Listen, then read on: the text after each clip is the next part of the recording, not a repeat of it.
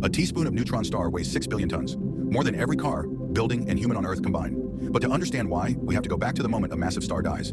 After a supernova tears the star apart, gravity crushes the leftover core so violently that protons and electrons merge into neutrons. The entire core, once the size of a planet, collapses into a sphere only about 20 kilometers wide. Yet inside that tiny ball is some of the densest, strangest matter in the universe. The outer crust is a lattice of super dense nuclei and electrons squeezed tighter than anything on Earth. Go deeper, and the pressure skyrockets. Neutrons begin to drip out of nuclei, filling the space with a fluid more crowded than an atomic nucleus.